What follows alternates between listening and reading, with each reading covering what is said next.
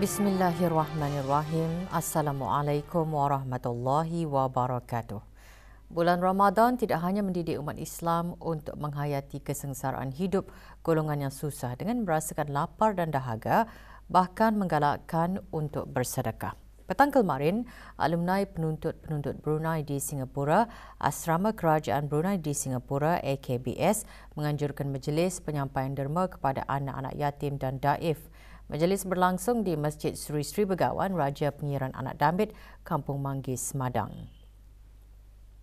Penyampaian derma disempurnakan oleh Yang Berhormat Bin Udana Khatib Datuk Paduka Seri Setia Ustaz Haji Awang Badarudin bin Pengarah Datuk Paduka Haji Awang Osman, Menteri Hal Ehwal Agama. 75 orang yang terdiri daripada 56 anak yatim dan 19 anak golongan daif menerima sumbangan tersebut. Juga hadir Yang Berhormat Datuk Seri Setia Awang Haji Nazmi bin Haji Muhammad, Menteri Kebudayaan Belia dan Sukan.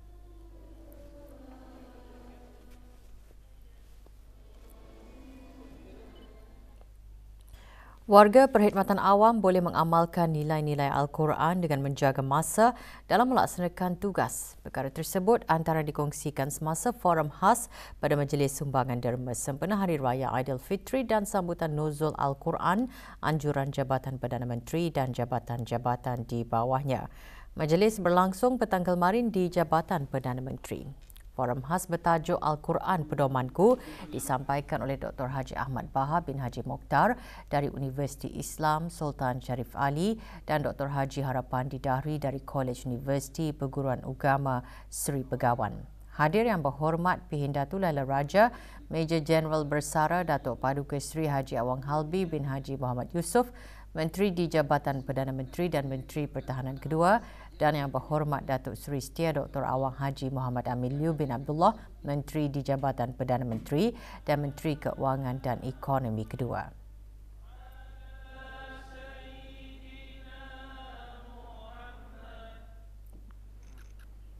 Majlis diteruskan dengan penyampaian sumbangan derma sempena Hari Raya Aidilfitri kepada 42 warga Jabatan Perdana Menteri dan jabatan-jabatan di bawahnya.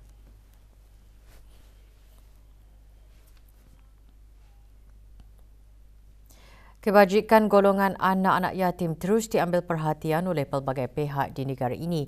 Petang kemarin, Hotel Antarabangsa Rizkon dengan kerjasama Jabatan Pengajian Islam, Kementerian Hal Ehwal Agama mengadakan majlis iftar Ramadan bersama anak-anak yatim darjah 4 sekolah-sekolah agama. Hadir Yang Berhormat Datuk Seri Setia Dr. Awang Haji Muhammad Isham bin Haji Jaafar, Menteri Kesihatan. Juga diadakan bacaan Saidul Istighfar, Surah Yasin, tahlil serta doa arwah dan diselajurkan dengan penyerahan sumbangan derma kepada 171 anak yatim.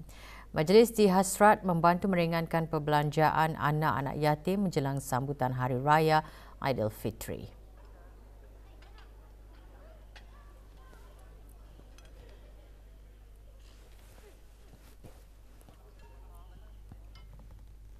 Kementerian Kesihatan mengadakan majlis bertahlil bagi almarhum Sultan Haji Umar Ali Saifuddin Saadul Khariwaddin, almarhumah Duli Raja Isteri Pengiran Anak Damit dan almarhum Duli Yang Teramat Mulia Paduka Seri Pengiran Muda Haji Abdul Azim. Majlis diadakan di Kubah Makam Diraja.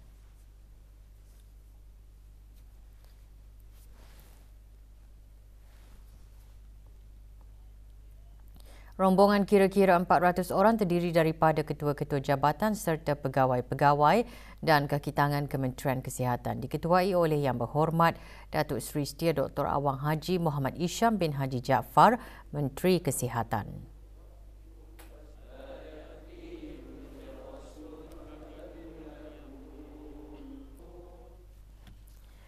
Negara Brunei Darussalam perlu bersedia untuk menyokong dan memberi keprihatinan terhadap individu autisma kerana ia adalah kondisi seumur hidup.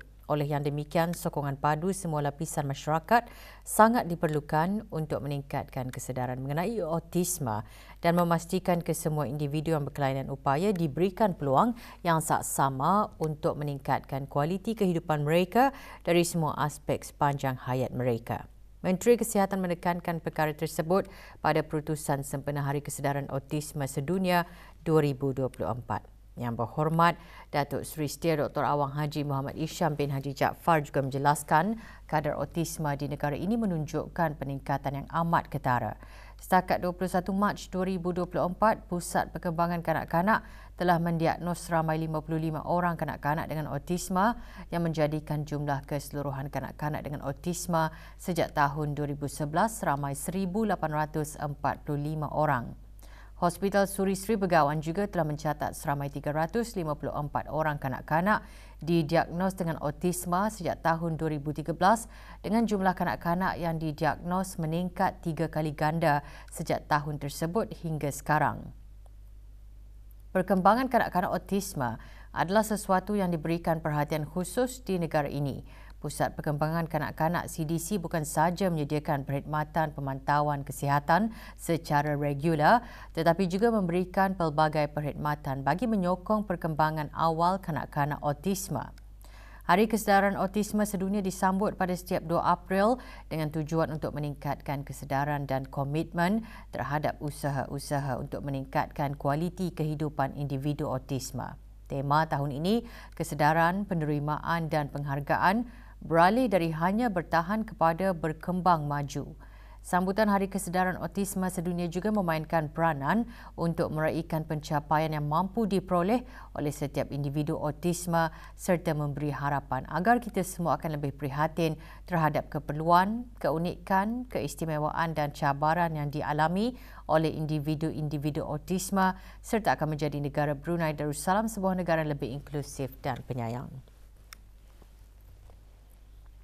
Al-Quran yang diturunkan oleh Allah Subhanahu Wa Taala merupakan petunjuk dan pedoman untuk manusia. Justru Al-Quran perlu dipelihara dan dijaga dengan baik.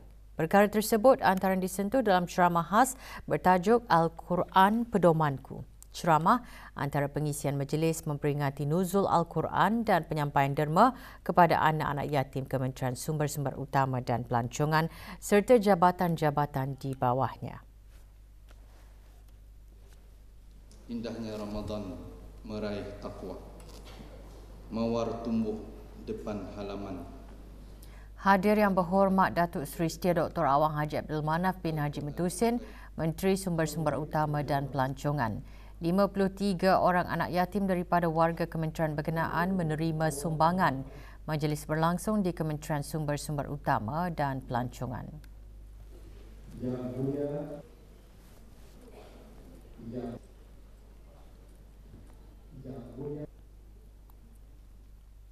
Kementerian Pengangkutan dan Infokomunikasi dan jabatan-jabatan serta agensi-agensi pihak berkuasa di bawahnya mengadakan majlis sambutan nuzul Al-Quran dan penyampaian derma anak-anak yatim. Majlis Kelolaan Jabatan Perkhidmatan Pos berlangsung di Kementerian Pengangkutan dan Infokomunikasi.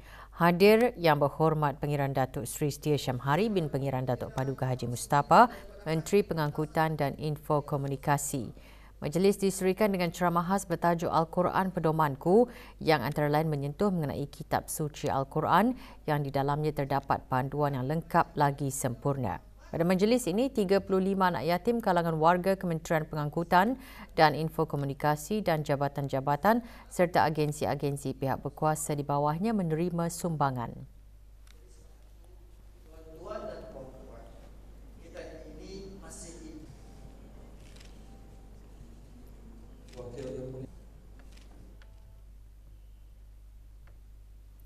Pusat Ehsan Al-Amirah Al-Hajjah Maria menerima sumbangan berjumlah RM17,163 daripada pelbagai pihak.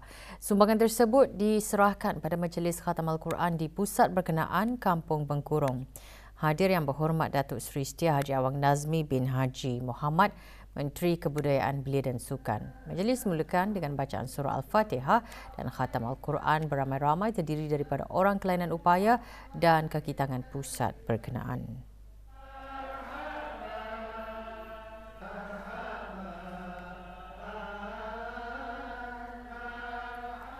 Pada majlis ini, Pusat Ehsan menerima sumbangan daripada 13 penderma. Sumbangan Kedutaan Republik Rakyat China sebanyak RM5,000 diserahkan oleh Tuan Yang Terutama Xiao Jianguo, Duta Besar Istimewa dan Mutlak Republik Rakyat China ke negara ini. Sementara sumbangan dari pihak swasta dan individu diterima oleh Datuk Paduka Dr. Haji Effendi, PNP Orang Kaya Saiful Muluk, Datuk Seri Paduka Haji Abidin, Pemegang Amanah Perubatan Pusat Ehsan.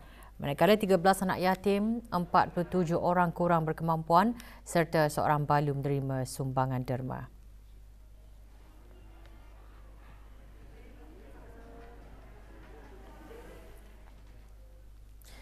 Majlis-majlis khatam terus diadakan oleh pelbagai pihak di negara ini bagi menyemarakkan lagi bulan Ramadan yang penuh keberkatan. Ahli Tamir Masjid Suri Sri Begawan Raja Pengiran Anak Damit Kampung Manggis Madang lewat petang kemarin mengadakan majlis khatam Al-Quran dan penyampaian derma kepada anak-anak yatim. Majlis dimulakan dengan bacaan surah Al-Fatihah yang dipimpin oleh Datuk Seri Paduka Awang Muhammad Reza bin Datuk Paduka Haji Muhammad Yunus, Timbalan Menteri di Jabatan Perdana Menteri. Majlis diselajurkan dengan penyampaian derma kepada 16 orang anak yatim dari Kampung Manggis Madang.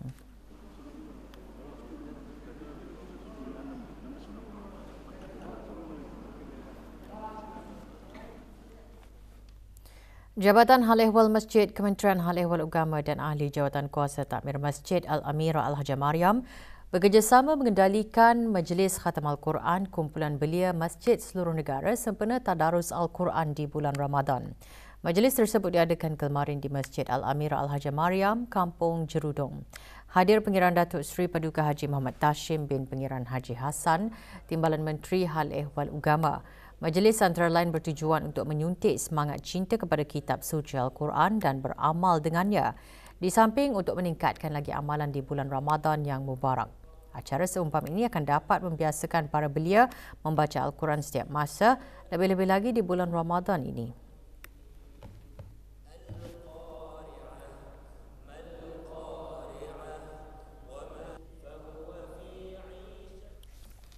Laporan Wawasan Brunei 2035 mengongsikan perkembangan pelaksanaan dan pencapaian Wawasan Brunei 2035 bagi tempoh tahun 2015 hingga 2022.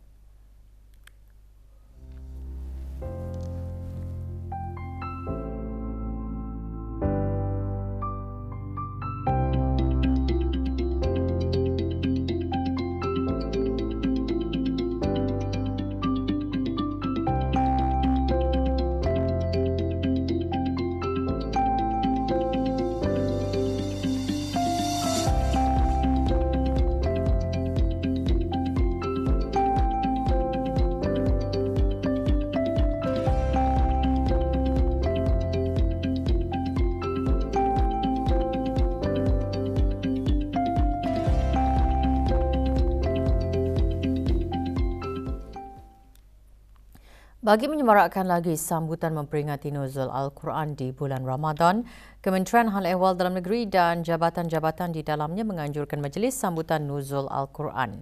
Dikendalikan oleh Jabatan Imigresen dan Pendaftaran Kebangsaan, majlis berlangsung di Kementerian Hal Ehwal Dalam Negeri.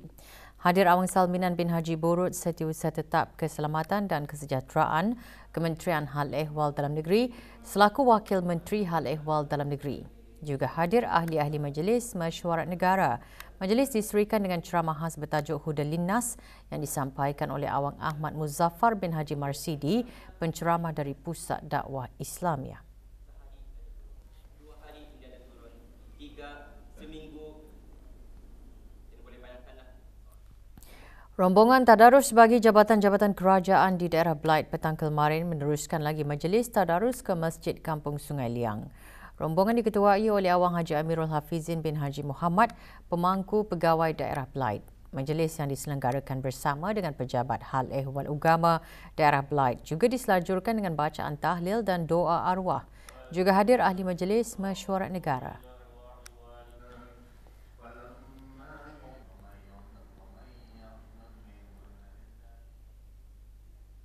14 orang anak yatim menerima derma pada Majlis Khatam Al-Quran anjuran Ahli Jawatan Kuasa Takmir Masjid Jubli Perak Sultan Haji Hassan Al-Bolkiah. Majlis berlangsung petang kemarin di masjid berkenaan di Kampung Jangsak.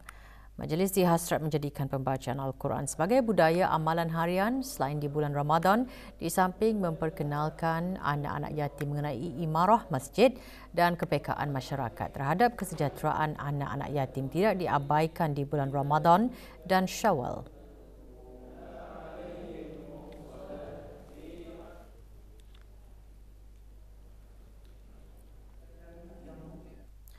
Mengeluarkan zakat merupakan rukun Islam yang keempat selepas berpuasa di bulan Ramadan. Adapun pengertian zakat dari segi bahasa itu ialah suci, bersih, berkat, bertambah dan subur, manakala dari segi istilah syarat pula bermaksud mengeluarkan sebahagian harta dengan kadar tertentu mengikut syarat-syarat yang ditetapkan untuk diagihkan kepada golongan yang berhak menerimanya. Tahun ini seramai 372 orang amil dilantik bagi 144 kawasan dan tempat mengutip zakat di seluruh negara. Manakala seramai 53 amil Majlis Ugama Islam Brunei MUIB dilantik untuk mengutip zakat di keempat-empat daerah. Kadar nisab zakat fitrah bagi setiap seorang yang memakan beras wangi ialah RM2.84. Manakala nisab zakat bagi beras siam ialah RM1.93, iaitu bersamaan dengan nilai 2 kilo 268 gram beras. Kutipan zakat fitrah bagi tahun 1444 Hijrah adalah sebanyak lebih RM1,054,300, sementara bagi kutipan zakat harta pula lebih RM17,866,800.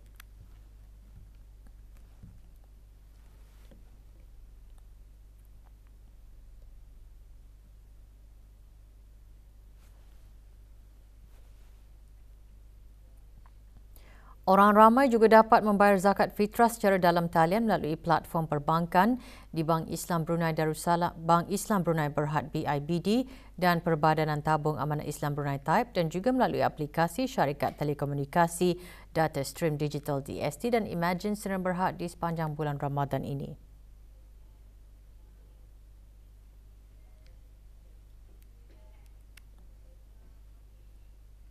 Kementerian Pendidikan melalui Jabatan Pengurusan Biasiswa membukakan permohonan skim Biasiswa Pendidikan Teknikal dan Vokasional BPTV bagi sesi akademik 2024-2025. Permohonan khusus bagi pelajar lepasan sekolah di peringkat O untuk mengikuti pengajian di institusi pengajian tinggi swasta dalam negeri. Ia dibukukan bermula kemarin sehingga Khamis 2 Mei 2024 pukul 4 petang. Borang permohonan boleh diperoleh melalui laman sesawang rasmi Kementerian Pendidikan. Borang-borang yang telah lengkap diisikan beserta dokumen-dokumen yang diperlukan hendaklah dihantar melalui tata cara yang telah ditetapkan. Sebarang pertanyaan lanjut hubungi Jabatan Pengurusan Biasiswa Kementerian Pendidikan semasa waktu pejabat.